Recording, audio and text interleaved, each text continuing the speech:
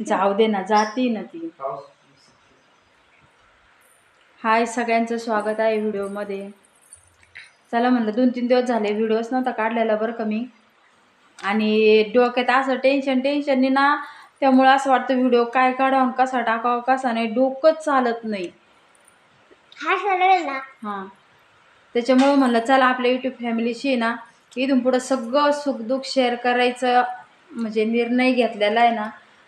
त्याच्यामुळे ना जसे जमन तसे व्हिडिओ टाकायचे. दुःखातले तर दुःखातले, सुखातल्या सुखातले सगळं काही शेअर करायचं असं ठरवलेलं आहे ना. म्हणलं तर सांगायचं, भलं मग ते कोणाला काही वाटू नाही तर नाही वाटू, ओळखीच्या पाळखीच्यांना. कारण लोक कसे व्हिडिओ बघताना बघत येतात, नंतर नावं ठेवतात बरं का, लय असेच व्हिडिओ टाकते तसेच व्हिडिओ टाकते. त्यांच्यासाठी नाही, जे लांब लांबचे माझे यूट्यूब फॅमिलीतले सगळे आहेत ना त्यांच्यासाठी बरं का. काय कारण असन आणि काही कारण नसन ते देवालाच जाणं बरं का. पण एवढी 3.5 एवढ्या अडचणी मागं लागल्यात, एवढ्या अडचणी मागं लागल्यात ना, ज्याचं नाव तेच. अक्षरशः मला आहे ना जीव नको नको नको झाला, इतका वैताग आलाय बरं का. असं वाटतं एक वेळ वाटतं मरूनच जावं बरं का. सगळं टेन्शन, सगळ्या 3.5 सगळ्या अडचणी ना मागच्या निघून जातील असं वाटतं. विचार करून करून तर असं डोकं बंग बंग बंग. काल तर मला अक्षरशः काही झालं काही नाही, अशी उलटी झाली आणि श्वास घेता येईना, पूर्ण घामाघूम झाले, एवढी तकलीफ झाली होती बरं का. पण मग कधी कधी मला असं व्हिडिओमध्ये सांगायला पण आवडतं आणि कधी कधी व्हिडिओमध्ये असं नको पण वाटतं बरं का सांगायला. तसं तर 4 वर्षापासून आहे ना मागं 3.5 लागलेली बरं का. कुठल्या देवाचा फेरा आहे का काय, मग शनी शिंगणापूरला जाऊन आले, जेणेकरून की म्हणजे मागच्या 2 महिन्यातच शनी शिंगणापूरला जाऊन आलो होतो.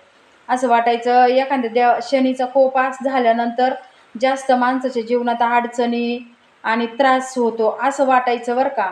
तर ते शनी शिंगणापूरला पण जाऊन आलो, पण अडचणी आणि संकट काय असं पाठीमागून पिच्चच सोडायला तयार नाही. एक झालं की एक झालं की एक, नुसत्या अडचणीवर अडचणी येतात बरं का. तसं तर माझ्या दुखण्याचा त्रास आहे, 4 वर्षापासून दवाखाना करून पण कुठं फरक पडत नाही, काही नाही. परत तुम्हाला सांगते, मागच्या महिन्यात पोरांच्या दाढी दोघांच्या संगच दुखायला लागल्या. पैसे नव्हते, इकून तिकून उसणं पासणं करून कसं तरी त्यांना 6,000-6,500 दोघांना दाताला गेले. पिल्ल्याला तर अजून कॅप बसवायला ती डॉक्टरीनं अजून 3,000 रुपये म्हणती. त्याला एकट्याला 4,000 रुपये घालून अजून 2,000 रुपये म्हणून राहिली.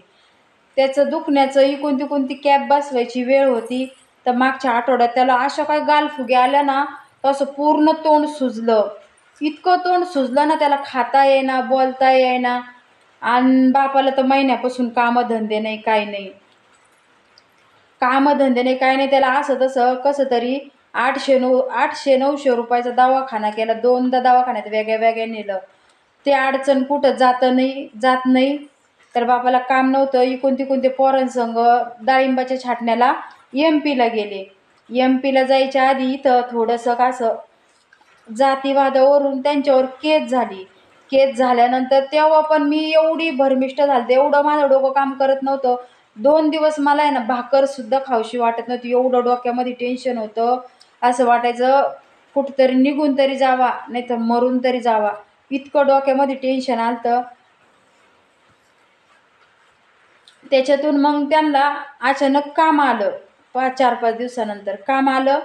ते गेले, आज 6 दिवस झाले MP ला गेलेले तर कामाला छाटणीच्या. MP ला छाटणीच्या कामाला गेले, इकडं पोराला बरं करायचं बघते तर एक डोक्याला टेन्शन येऊ राहिलं नुसतं. आता परत रात्रीतून त्याला अचानक काय झालं काय नाही, इथं कानाच्या खाली ना, इथं किती हलवती ग. या पोरांचं एक लय विदूषक पोर आहे, तर लय वैताग देतो, तर लय दिवसभर निसता वैताग, असा जीव निसता नको नको करून टाकलाय. जा पावसात जा तरपडा, म्हणजे अजून थोडं दुख नाही.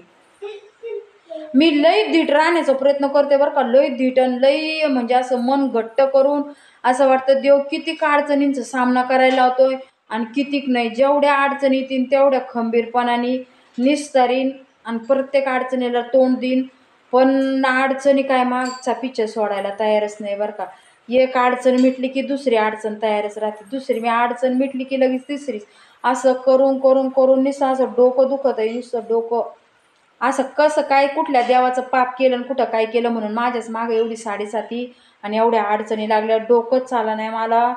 काय करावं आणि काय नाही विचारच सुचत नाही. त्याच्यामुळं आहे ना, इथून पुढं म्हणलं आपलं डोकं स्वतःच्या मनात ठेवलं ना, कुठलं पण दुखणं म्हणजे काही पण आपण मनात जर ठेवलं ना, तर आपल्याला जास्त डोकं दुखण्याचा त्रास होतो बरं का. मला तर होतो, दुसऱ्याचं नाही माहिती मला. त्याच्यामुळे इथून पुढे सगळ्या गोष्टी व्हिडिओमध्ये क्लिअर कट करून टाकायचे ठरवलेलं आहे. तसं तर कुठले पायलीचे 50 नातेवाईक असून कोणाचा म्हणजे आसरा नाही का, आधार नाही का, कोणाचं काय कसलं हे नाही. त्याच्यामुळे कोणाचा विचार नाही करायचा, 2 लेकरं आणि संसार बस एवढाच विचार करायचं ठरवलेलं आहे मी. पण या घरातल्या अशा अडचणींनी जास्त मी ना असं त्रासून गेले बरं का.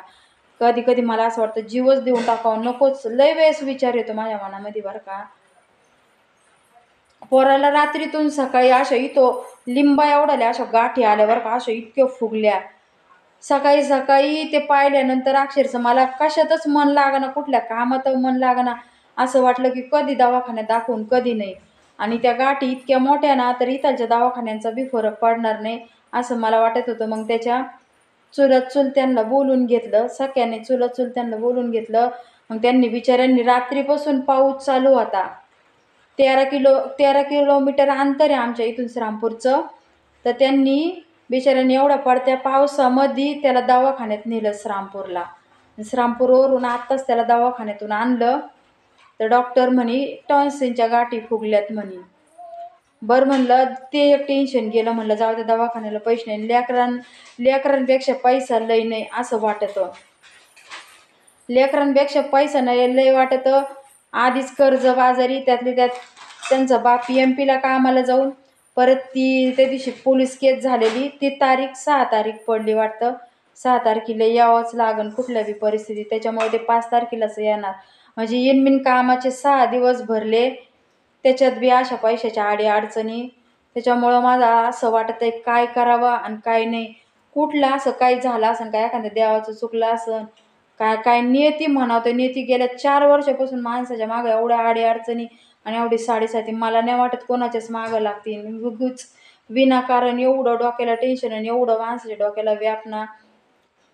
तर कधी कधी ना म्हणजे असं मला तर श्वास असा कोंडतो आणि छातीत अचानक दुखायला लागतं बरं का. जास्त जर टेन्शन घेतलं ना, मी मस्त म्हणते मी खंबीरपणे सगळ्या जबाबदाऱ्या पूर्ण पार पाडन, कशी बी वेळ आली तर मी साधून नेईन. पण नाही, मला आता लई म्हणजे असं निराश झाल्यासारखं वाटतंय बरं का. नको नकोच वाटतंय कुठल्या पण गोष्टी. काय लागत लय मनातून लय असं खचल्यासारखं वाटतंय बरं का. नकोच वाटतंय, काहीच नको, जगायलाच नको असं वाटू राहिलं. एवढं मन खचून गेल्यासारखं वाटू राहिलं. गोळ्या औषधं घेतलेत ना, मग आता काही झोपायचं पण सांगावं लागतं का? किती पलंग हलवता रे, किती. सगळं असावं माणसाच्या पाठीमागं, पण दवाखाना कधीच नसावा. दवाखान्याला पैसा घालून घालून घालून घालून पार भिकाऱ्याच्या वर अवस्था झाली. नको मला तू खा. आणि तेलकट जास्त खाऊ नको, ते टॉन्सिलला तेलकट चालत नसतं. आज एवढा भरवर्षाचा पोळा सण असून मला तर ते स्वयंपाक म्हणजे देवाला निवद दाखवायला येडबाकडं का काहीतरी करावं लागेल, पोळ्या बिळ्या नाही. पण ते स्वयंपाक करायला सुद्धा माझं मन लागना. इतकं माझं बेचैन मन झालंय आणि उदास मन झालंय. असं वाटतं लांब कुठंतरी निघून जावं आणि एखाद्या मंदिरामध्ये झोपून राहावं आणि बसून राहावा. कोणा संगच बोलावं नाही, काहीच नाही काहीच नाही.